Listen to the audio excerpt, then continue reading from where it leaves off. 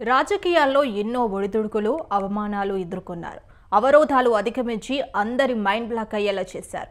ఇటీవల ఎన్నికల్లో ఉమ్మడి ఖమ్మం జిల్లాలో మొత్తం 10 స్థానాల్లో 9 సీట్లలో కాంగ్రెస్ అభ్యర్థులనే గెలిపించారు. తెలంగాణలో కాంగ్రెస్ ప్రభుత్వం ఏర్పాటులో కీలక పాత్ర వహించడమే కాకుండా కీలకమైన మంత్రి పదవి చేపట్టి సత్తా చాటారు. జిల్లాలలో తిరుగులేని నేతగా ఎదిగారు. ఆయనే పార్టీ నేతలు, కార్యకర్తలు, అభిమానులందరూ ఆప్యాయంగా పిలుచుకునే సీనన్న.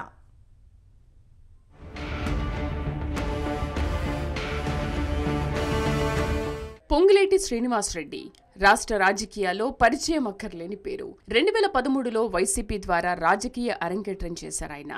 కొంతకాలం తెలంగాణ వైసీపీ అధ్యక్షుడిగా పనిచేశారు. 2014లో జరిగిన లోక్సభ ఎన్నికల్లో వైసీపీ తరఫున ఖమ్మం లోక్సభ నియోజకవర్గం నుండి పోటీ చేసి గెలిచారు.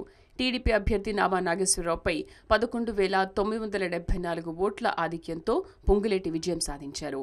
వైసీపీ ఎంపీగా గెలిచిన ఏకైక వ్యక్తి ఈయనే కావడం విశేషం.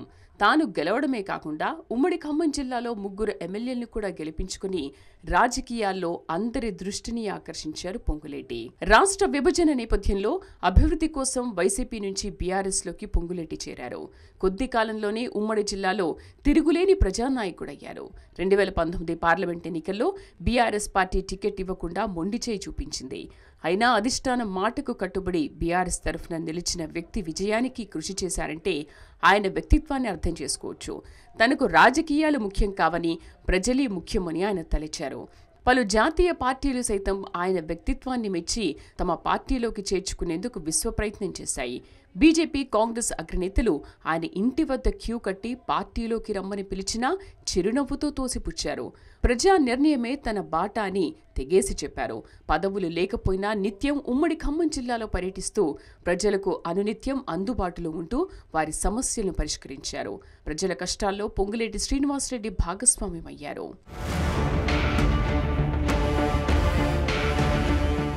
2023 తెలంగాణ అసెంబ్లీ ఎన్నికలకు ముందు ఉమ్మడి ఖమ్మం జిల్లా ప్రజలు, కార్యకర్తలు, అభిమానుల కోరిక ఒత్తిడి మేరకు కాంగ్రెస్ పార్టీలో చేరారు. 2023 జూలై 2న ఖమ్మంలో తెలంగాణ కాంగ్రెస్ జనగర్జన సభలో కాంగ్రెస్ అగ్రనేత రాహుల్ గాంధీ సమక్షంలో పార్టీలో చేరారు. 2023 జూలై 14న తెలంగాణ ప్రదేశ్ కాంగ్రెస్ ప్రచార కమిటీ కో చైర్మన్గా నియమితులయ్యారు. తెలంగాణ వ్యాప్తంగా పర్యటించి కాంగ్రెస్ బలోపేతానికి కృషి చేశారు. ఖమ్మం జిల్లా పాలేరు నియోజకవర్గం నుంచి తాను పోటీ చేసి బీఆర్ఎస్ అభ్యర్థిపై భారీ మెజార్టీతో గెలుపొందారు. 2023 అసెంబ్లీ ఎన్నికల్లో కాంగ్రెస్ పార్టీ ఘన విజయంలో పొంగులేటి శ్రీనివాసరెడ్డి భాగస్వామ్యం ఎంతో ఉందని కాంగ్రెస్ నేతలే చెబుతారు.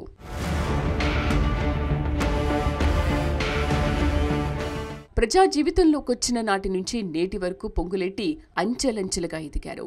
రాజకీయాల్లోకొచ్చిన 10 ఏళ్లలోనే కీలక వ్యక్తిగా ఎదిగారు. కాంగ్రెస్ ప్రభుత్వంలో కీలక మంత్రి పదవి చేపట్టి నిత్యం ప్రజలకు అందుబాటులో ఉంటూ వారి సమస్యలను పరిష్కరిస్తూ తనకంటూ ప్రత్యేకతను చాటుకున్నారు.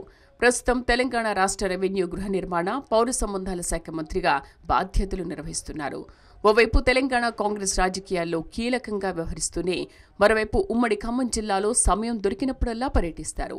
ప్రతినిత్యం ప్రజా సమస్యలకు పరిష్కారం చూపిస్తూ అందరి మన్ననలు పొందుతున్నారు. తనను గెలిపించిన పాలేరు నియోజకవర్గ ప్రజల సమస్యల పరిష్కారానికి తన సోదరుడిని సైతం నిత్యం ప్రజలకు అందుబాటులో ఉంచారు. మండలానికి ఒక పీఆర్ఓని ఏర్పాటు చేసి ప్రజా సమస్యలు పరిష్కరిస్తున్నారు.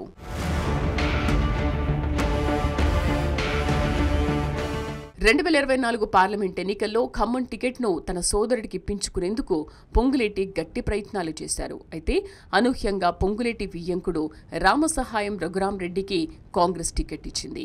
ఆయన్ని కూడా భారీ మెజార్టీతో గెలిపించుకోవడంతో పాటు పలువురు కాంగ్రెస్ ఎంపీ అభ్యర్థుల విజయానికి గట్టి కృషి చేశారు. ఇక కార్యకర్తలు, అభిమానుల ఇళ్లలో ఏ శుభకార్యం జరిగినా ఇంటికి వెళ్లి వారికి కానుకలు అందించి ఆర్థిక సహాయం కూడా చేస్తారు.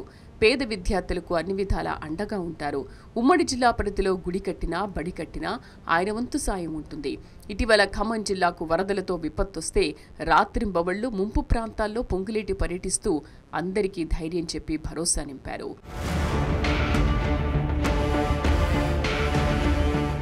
పొంగులేటి లక్ష్యం ప్రజాసేవ. ఆయన ధ్యేయం ప్రజాసేవ. రాజకీయాలంటే కుట్రలు, కుతంత్రాలు కాదని సేవా తత్పరత అని ఎప్పటికప్పుడు నిరూపిస్తూ ముందుకు సాగుతున్నారు మంత్రి పొంగులేటి.